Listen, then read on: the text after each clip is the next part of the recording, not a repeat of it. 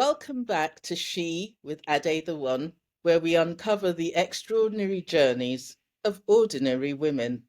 I'm your host, Ade, and as we navigate through Women's Month this month, we've decided to make today's episode underscore a crucial theme: empowering the next generation through the nurturing of our young girls.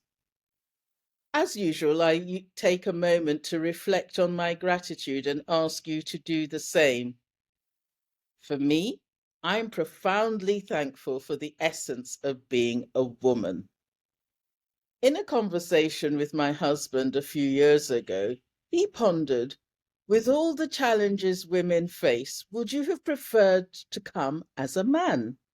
My answer still resounds with a firm no. The depth of connection we share as women and our innate nurturing abilities, our role in birthing and supporting new generations are privileges I treasure really deeply. These connections empower us to support not just those around us, but also ourselves as women, forging a path of resilience and mutual support. And in this vein, it's my pleasure today to introduce Reena Rae, a beacon of guidance and strength in the field of children's coaching. Reena brings over 17 years of experience as an educator and life coach who specializes in emotional resilience and confidence for young children. She herself has two wonderful daughters, and her work is testament to the power of dedicated mentorship and its transformative impact on young minds. In line with our women's themes, Reena's commitment aligns perfectly with our focus on empowering and nurturing as she equips young people to face the world with courage and self-assurance. Let's dive into an enriching conversation with Reena and discover how we can all contribute to raising empowered, resilient daughters in today's world, whilst becoming the very best versions of our own selves and showing up for the greatest good in our world today. Reena, welcome. Thank you. Thank you so much, Ade. I'm so excited to be here and I love the work that you're doing. Here we are. We are here in the world to just empower each other, to bring out the best in each other. And that's what I want to do. I want to leave behind the world in a better state than I found it. That's really what my purpose really is, Absolutely. right? You're a woman after my own heart, Reena. Yes. Could you begin by telling us a little bit about your journey into becoming a children's life coach and educator? I mean, what Mhm. inspired, because you had a background in teaching, but what inspired you to choose this particular path? Mhm. Yes. So I'm a mom to two little girls, as you know, and what mainly I do is I speak to help my audience to be very aware and intentional of how they speak to their children so that they can feel that connection to their children and create meaningful relationships. So that's the crux of what I do. I just want parents and educators just to be very aware of the words we use, how we show up, our energy, all that we do, because that's what shapes young minds. How did you come to this, though? How did you choose this path? So you've been an educator for a while, but what Yeah. made you become a coach to children? There's a long answer and there's a short one. The short one is I was in the school system. I used to be a high school teacher. And then when I had my own child 11 years ago, I decided to be an early childhood educator. So I have done both sides. And I just didn't feel very satisfied with the way the education system is today because the way the school system is preparing the children for a world that no longer exists, you know. So there was a lot of things that I needed to do, but I felt very like constricted in a box, and I couldn't get out of that box to explore my creativity. And so with all that frustration and all that standardized testing and everything, putting everything in one box, assuming that all children learn the same, it got to me, and I decided I need to do this a different way. I didn't know how, but I just knew this is not my path. I've gone through a lot of careers, to, if you must say, but so when I reached this part of my life where I started coaching children about 5 years ago in 2020, and then beginning of last year, I went into something on the side, which is speaking, public speaking. Then I really thought, okay, now I know my why. I'm in my 40s and late 40s, and then finally I understand what I need to be doing because it's in alignment with what I feel. Like it feels right. This is it. This was the missing piece of the puzzle. It's really interesting because I myself have two children who are on the ADHD scale, Mm-hmm. quite, I would say, mildly compared to some other folk that are affected. But I always found that in the case of my two that had neurodivergence, that mainstream school never catered to their individuality. And they're Yeah. both very, very capable, very intelligent Mm-hmm. children. Well, they're adults now, but they were very capable, intelligent children. But, you know, just sitting behind a board and having someone Yeah. speak to you, it just wasn't them. And they didn't really do as well as they could at that stage of their lives. They Mm-hmm. subsequently gone on to fly, you know, more in their late teens, early adulthood and onwards. So I understand to a certain extent perhaps Yeah. what you mean, because, and it's one of the things that I have when I thought about starting the foundation in honor of my mother, that I was very keen to address that every child is an individual, and applying rote methods will not work for every child, and every child needs to be given that Correct. chance, really. Yeah, Yeah. so Yeah. interesting. I'd Yeah. like to, sorry, go on. Yeah, I just wanted to add on to that, that you're absolutely right that every child has their unique needs. And every child has this one basic need is to be seen, heard, and understood. You know, once a child has that connection, that's what matters. That's what's going to propel them forward. They're looking for connection. They're not looking for perfection, right? So when they feel heard, they feel understood, they feel seen, they can go far beyond our imagination. And the school system did not, at least to my children, did not provide that. And even when I was in the system, I didn't feel that that was being catered for. See, it's interesting to hear a teacher say that, because what usually happens when I bring this up with teachers is that they get very defensive because they have huge workloads, and Yes. you know the work continues beyond school. And what I hear back all the time is, well, that should be the parents' job. You can't expect the school to provide all of this. And Mm. am I is it a fairy tale, or to imagine that a school can effectively contribute to this area of children's development? Of course it does. How many hours does a child spend in school? 8 hours, 6 to 8 hours. And you're talking about they are a little, they are right that it, because what happens is it's a triangle. So we have the child, the home, and the school. We have to work together as a team. We can't expect the school to be doing everything. We can't expect the parent. So if we all work together, then we can bring out the best. But if the teachers say it has to come from the parents, and if the parents say no, it has to come from school, then there's that break. Then there's that the flow is not there, right? So we have to work as a team. I totally agree, and I'll come back to the Yeah. foundation and what I'm aiming to do in a Okay. minute. But reflecting on Women's Month, what Mhm. strategies have you found to be most effective in empowering I'm going to say young girls because it's Okay. Women's Month and because that's my passion, to build confidence and a strong sense of self. I know you've already alluded to it. It's the connection and all of that. But could you tell me a little bit, or tell us a little bit more?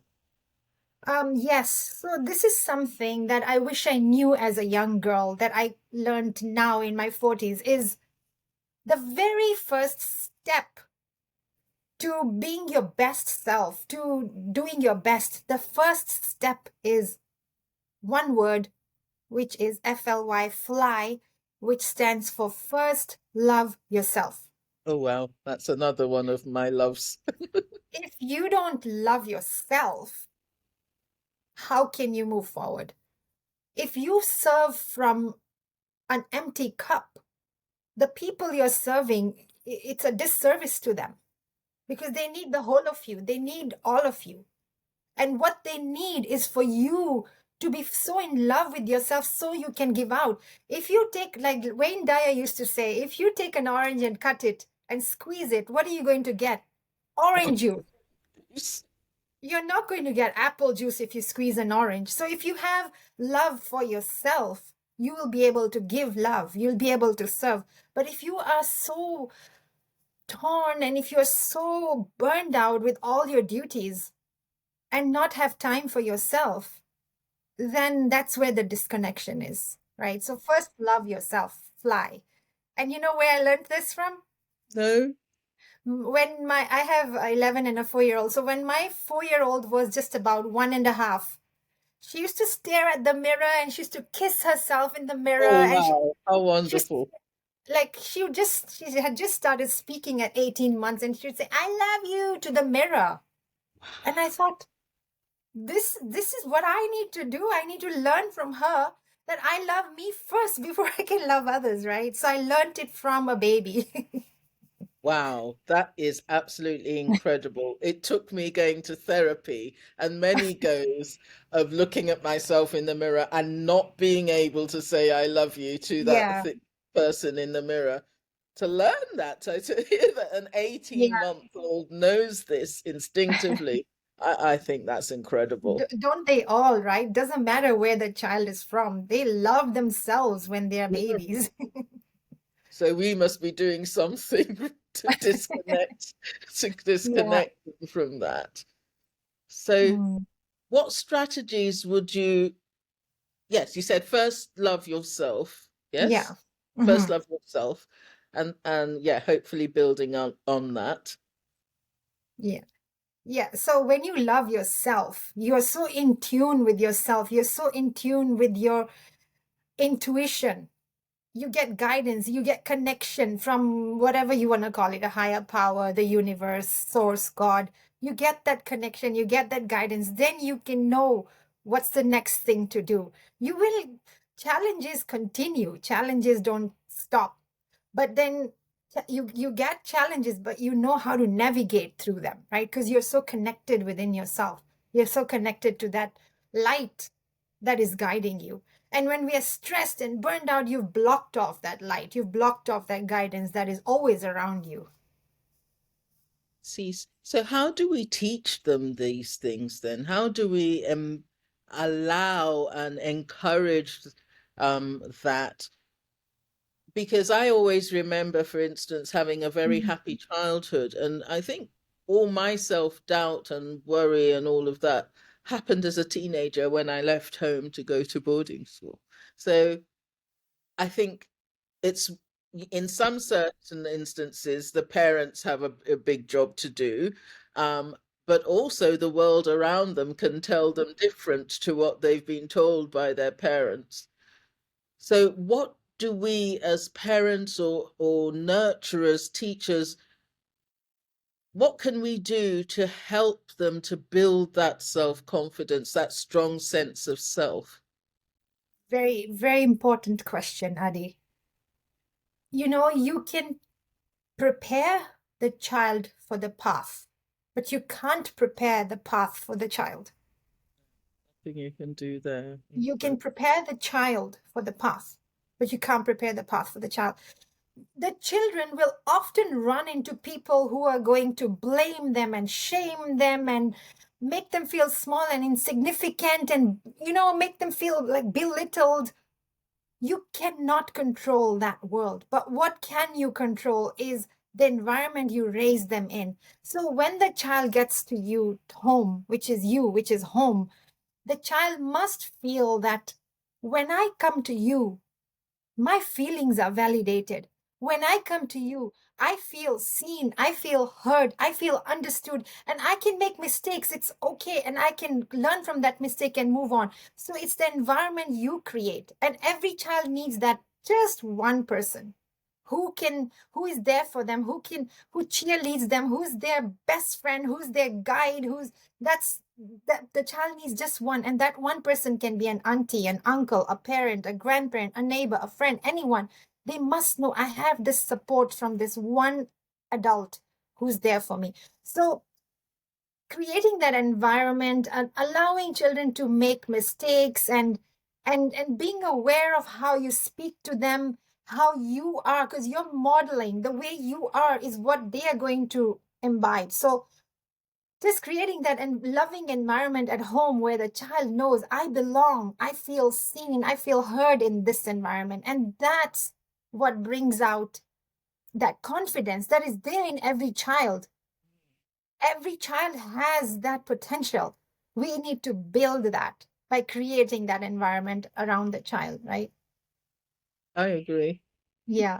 Are there any sort of phrases or words, like say a child has misbehaved? Is there can you help our audience sort of understand Yeah, what you for sure. mean by let the child her feel Mhm. seen and heard?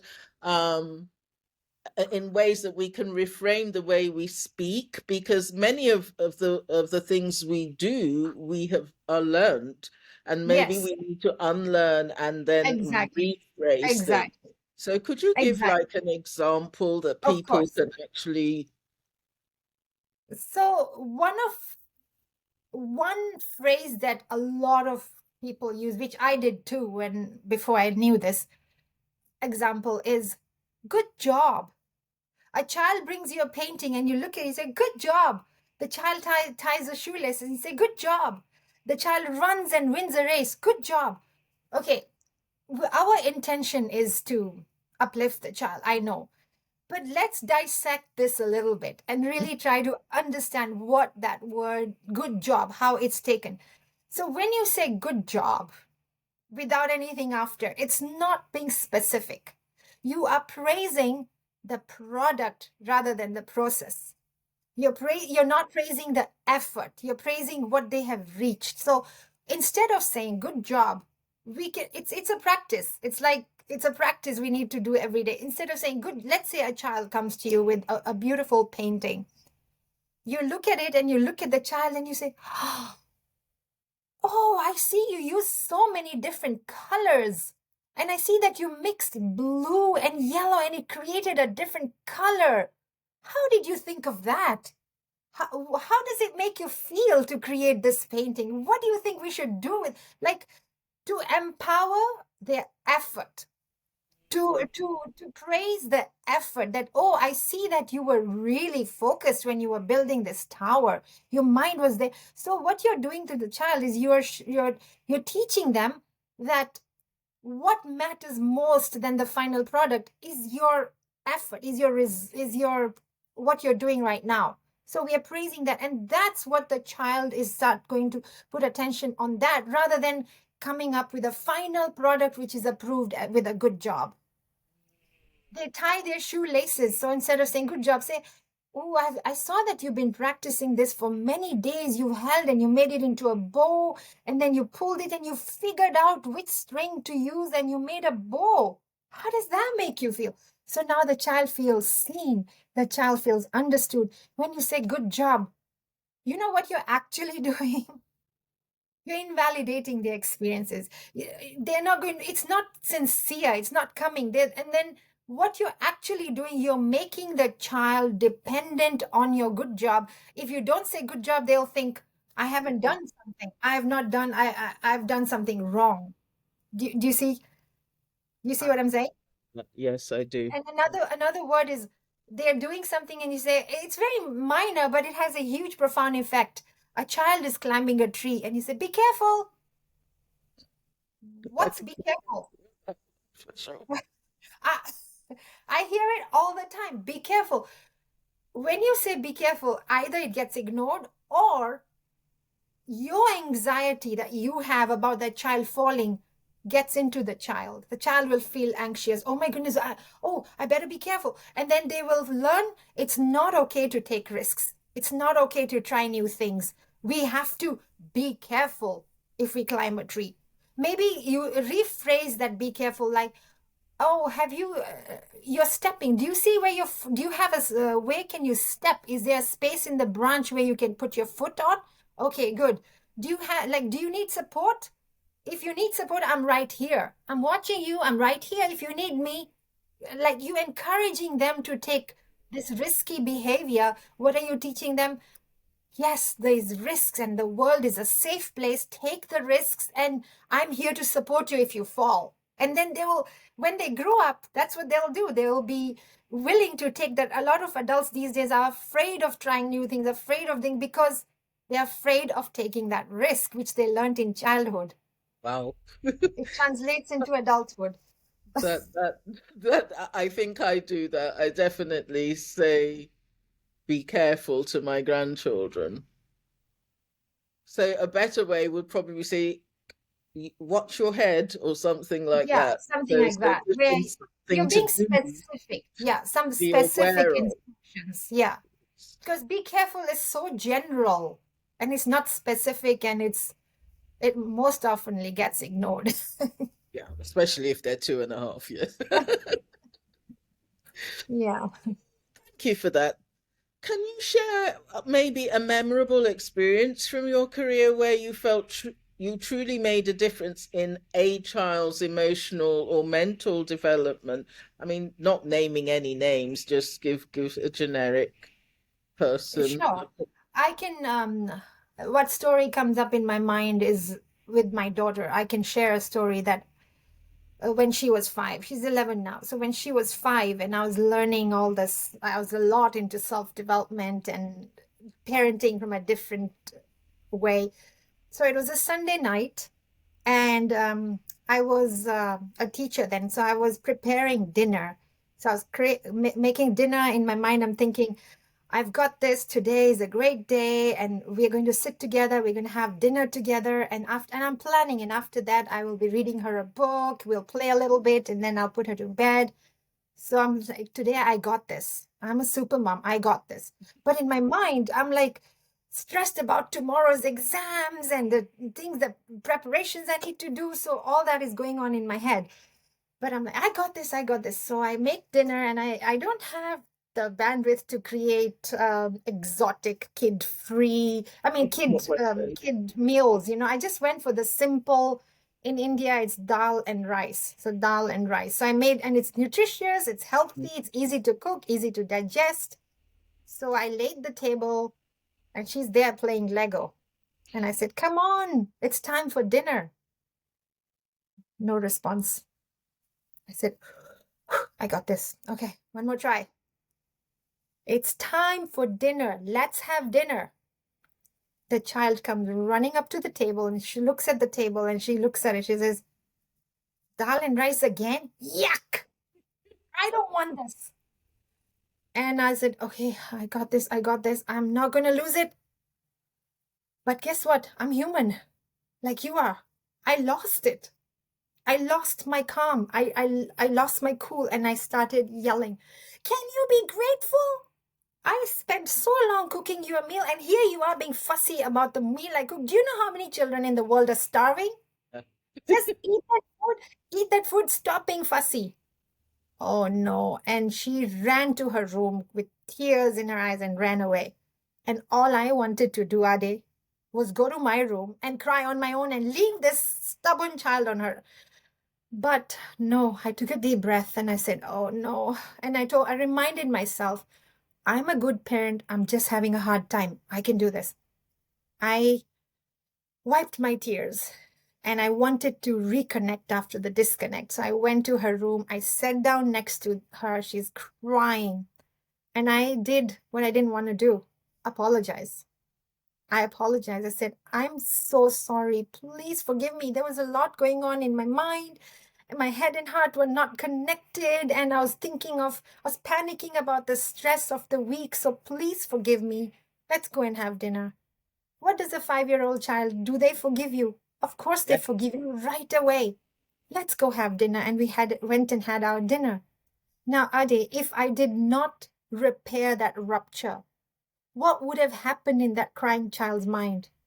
They would have started embracing this belief that I'm not good enough. I'm not lovable. I'm a bad kid. I make bad things happen. I'm not good enough. They would have self-blame, self-criticism would be running in her head. That's what would have happened. And you know, Gabor Mate, one of my favorite authors, he said something that I will never, ever forget. He said, children are not traumatized because they are hurt. Children are traumatized because they're left alone in their hurt. And that's what it is. I mean, you and I, everybody, we are human beings. We lose it, whether it is with our child or our neighbor or our co-worker. Sometimes we lose it. But the question is not, do you yell? The question is, what do you do after? Do you ignore it and move, or do you go back and repair the situation? So when you repair, you're building up that child's confidence. Oh, my mom made a mistake and she apologized. It's okay to make mistakes, and it's okay. Like, it's apologize easily, right? So that really was hard, but I think that was the right thing to do, where I helped her understand about these human emotions, right? And it's not okay to yell, but it's okay if you lose it sometimes and apologize. So that is one story that came to mind when you asked. So what I've actually picked up from you is to understand. I mean, and I don't know where in the narrative this can be lost as a parent of young children, is that they're just younger versions of yourself. So if you have feelings, you Oh, get hurt, then beautiful. the child is exactly the same. And so we need to probably stop treating them as though they just need to listen and conform and, be good, or do what you, which means usually means really do what I want you to do.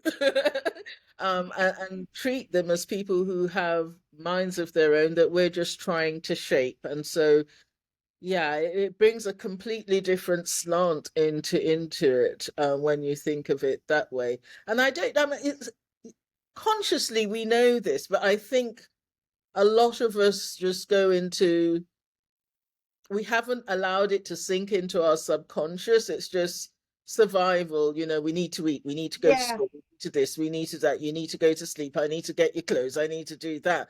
But really, there's a living, thinking, feeling human. exactly. Yeah. What you just said is so beautiful, Ade.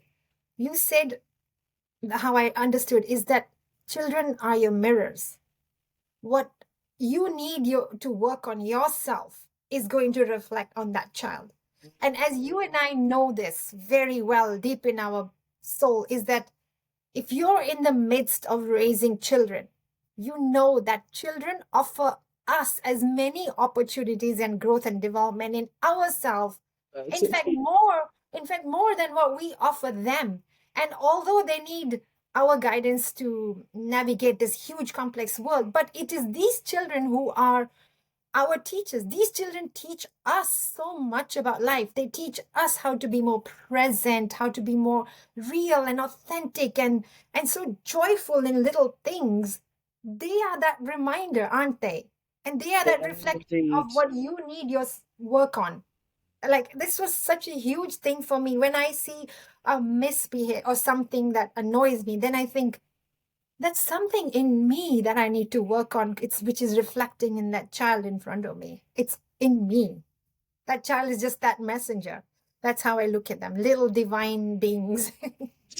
Divine things here to teach you how to be your best self, whether you like it or not. Exactly.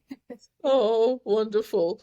So, as I said in the beginning, I'll just tell you a little story. In 2000, I think it was 2018, I woke up from sleep, and in that moment, I had what I call a download. I don't know if this Ah, happened yes. where you just know something, and the full glorious technicolor of the whole thing came to me, that I was going to establish a foundation that was going to focus on educating underprivileged girls in sub-Saharan Wow. Africa. Mm, And I was going to do this in memory of my mother.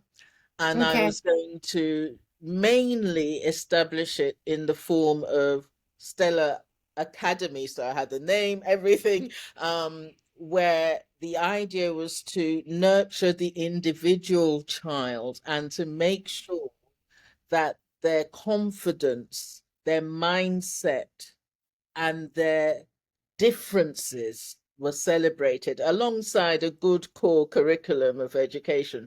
But the emphasis was to be on the person, not so much on the subjects.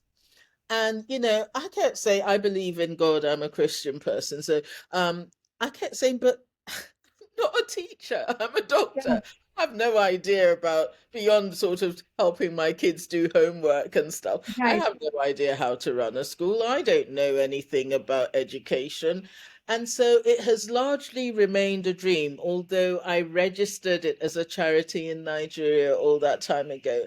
And again this year, I've felt a real pull. I've never lost the pull, but I've felt a real pull to work on that vision and that mission to bring it Beautiful. into reality now.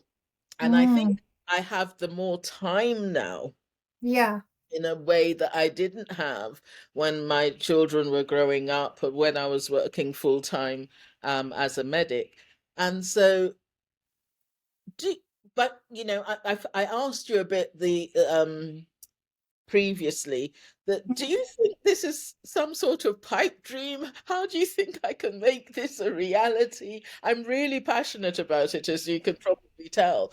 But most people just tell me, oh yeah, well, there are lots of schools, too many schools even. But my passion is for those who maybe would not otherwise have been able to Yeah. afford it or go for various reasons. And it won't leave me alone. I don't, personally feel that it can be done. I feel that that's the most important thing, is that the children are confident in their own selves, knowing where their strengths are and leaning into those to be the next innovators, to be the next scientists, to be the next artists, whatever, where their strengths are, to encourage that. And that's really driving me. It's so beautiful how when you talk about something that you're so passionate about, and you even mentioned you got a download, I felt it in my heart because it's coming from your heart. And you're from Africa, so you know this word called Ubuntu. Ubuntu, which means I am because we are. I am because of the community, of the people around me that are here. We can't exist on our own. We exist interdependently on each other. And that's what's so beautiful. So I used to suffer with this imposter syndrome before I got into this. And I thought, who am I? There's so many out there who can help kids. Why? Like I'm who am there's so many way more successful people. And the way I looked at it was every person has a unique story. No one has the life experiences or the skills that I do. Nobody. Nobody can deliver the things the way I do. So even though there are hundreds of people doing what I'm doing, there's people out there in the world that are waiting for me to shine in my light so that they can benefit. So for me to have this, oh, who am I? Those people, I'm doing a disservice to them because they're waiting for me. So these girls you're talking about, they are waiting for you. They're waiting for you to start this because they're suffering with whatever they're going through. They're suffering. They want you to start that school so that they can bring out what their potential is. It's not, you need to, like, if especially if you got it as a message, as a download, go and take action. Take action. You have the support. Like, I'm here to support you. Gather a few women or people who we can do this together. We can't do it on our own, but we can together. If I it's a can't do cause, it on my we own. have to get together as a team and create this beautiful piece for the girls around. Thank you, Reena. That does help. You know, sometimes you think, did I imagine it? Is it possible? Yeah. And all of this sort of thing. But I know that it's real.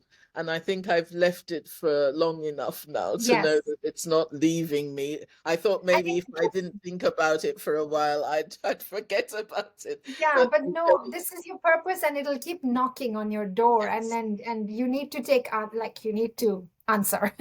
Yeah, yeah, and that's exactly what conclusion I've come to myself. Yes. So let's say, looking ahead, what do you see as the biggest challenges and opportunities in nurturing young minds in today's world, especially with the influence of so much digital media and things that Hmm. are vying for our kids' attention all the Yeah. time? Yeah. Your question is what is what? What do you think, what do you see are the as the biggest challenges The biggest and the challenges. opportunities that we can grab hold of in Hmm. terms of nurturing young minds, and especially with the influence of digital media, you Right. know, screens, social media, all of this. Right. A lot of parents and educators are drowning in this frustration. Oh, screens, screens.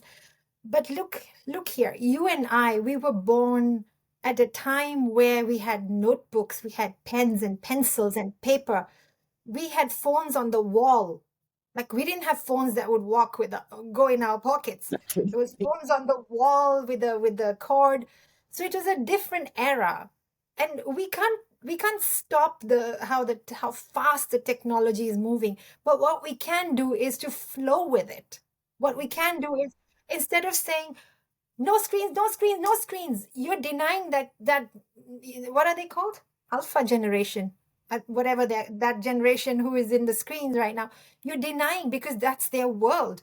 But what we can do is work with the screens. Okay, yes, screens, but I'm sitting with you. Let's do this together. Oh, there's this app. I would like to learn about this app so we can work around. Teach me, ask the child. And the child feels empowered to teach you because they know way better. They are the digital people, right? So get involved and be with them, and stop saying no screens, because then you are pushing them away. This is an age where they are in screens.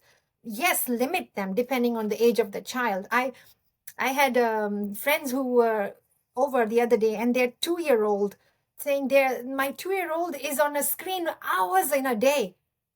And I said, wait, what did you just say? Yes, he's in a screen for hours in a day, and I don't know, if I take the phone from him, he starts yelling and screaming. So I just give up. And I think to myself, wait a minute. It's There's your no child in the world who's going to say, okay, here you go, and give you back the screen.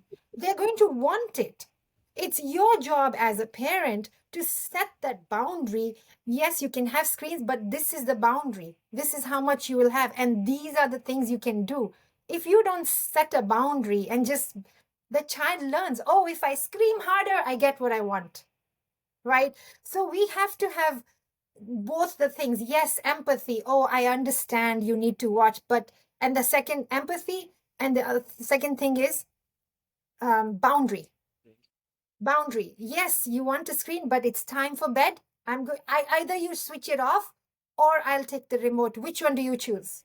So give them that choice. Are you going to switch it off or am I going to take it from you? And when you stand your ground, that child learns, oh, I can't cross this boundary.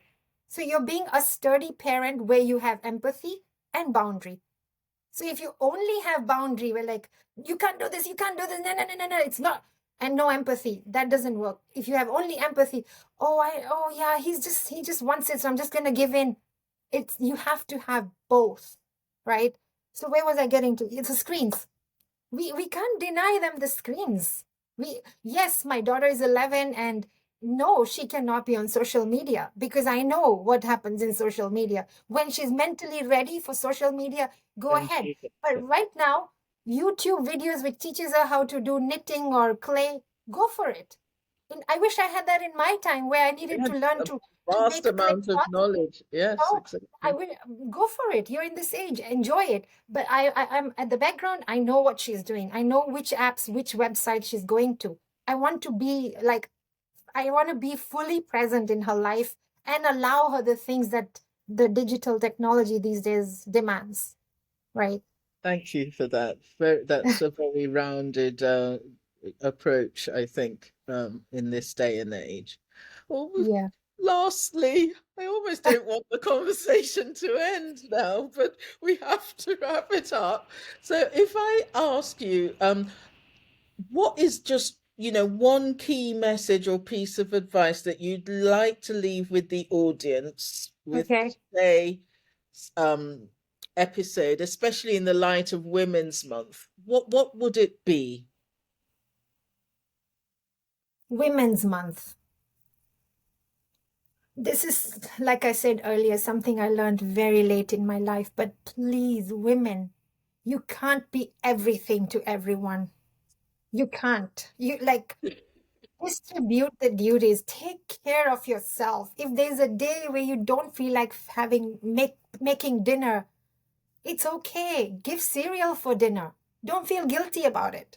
Like we women take this honor. Oh, I was the last one to go to sleep. I cleaned up after the whole family and I'm the first one to wake up. Oh, I'm such a good mom. No, you're not, because you're not taking care of yourself.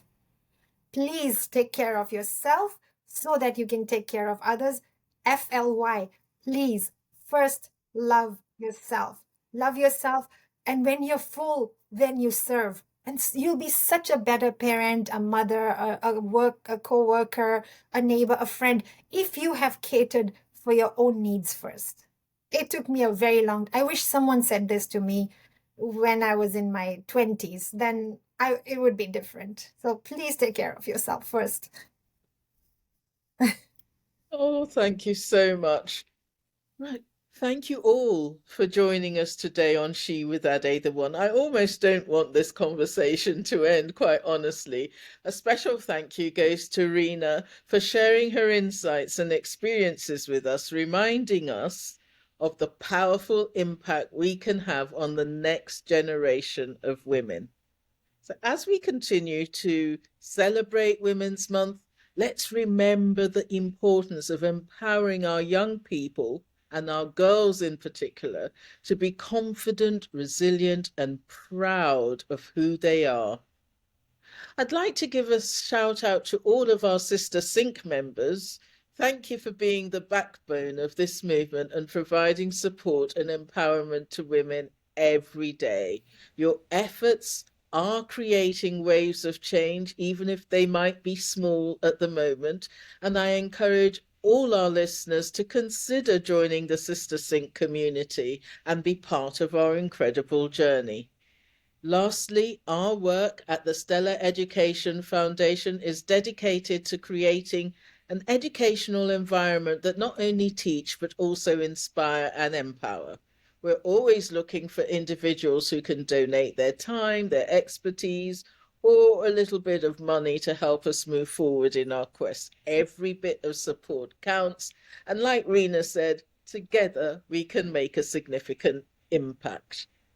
For now, for more details, visit our website, look down below, and until the next time, keep nurturing, keep supporting, and keep empowering. And FY, what is it again? FLY, fly, FY. fly, Is it LFI? Sorry, I've lost it. What? fly. Just remember the word Fly. fly. fly. First, love yourself. Yeah. First, love yourself. Sorry, I completely lost it there. First, love yourself. I love it. And I'm going to have that in the forefront of my mind going forward. So until next time, take care.